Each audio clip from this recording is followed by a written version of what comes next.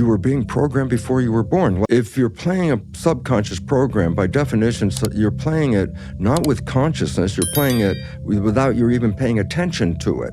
And I say, but why? Well, that's what I said. The conscious mind is creative, but the conscious mind can think.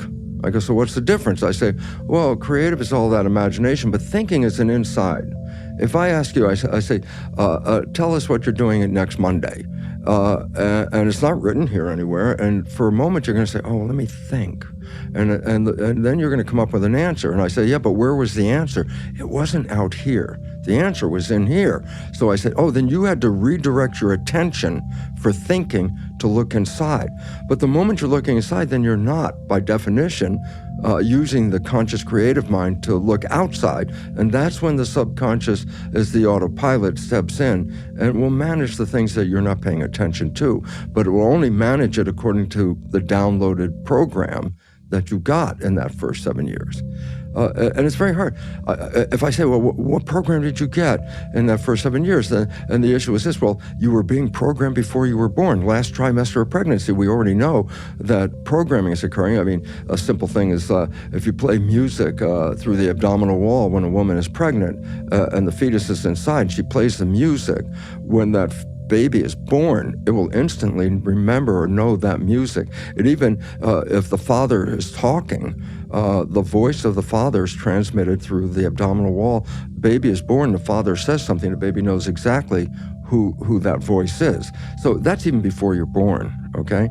Then I say, yeah, but you got programmed from before birth, you got programmed a whole year from 0 to 1. I say, so what do you remember? You go, there was no memory there. I said, okay, you got another whole year of programming from 1 to 2. I say, what program did you get? He said, I don't know, because consciousness wasn't engaged.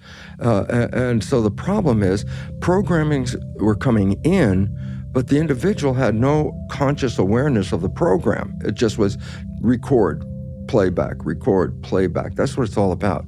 And then I say, well, this becomes a problem, because then I say, well, what are your programs that essentially control your life? And the answer is, I have no idea what those programs are. So I just want to help people for a second, because it is established that only 5% of the time are we using the conscious creative mind to run our life. 95% of the time is coming from the program. So here's a simple insight. The things that come into your life that you like, they come into your life because you have a program to accept them. But those things that we want and we work hard and we sweat over and put a lot of effort, I'm going to make it, I'm going to make this happen, I'm working on it, I'm working real hard. Why are you working so hard?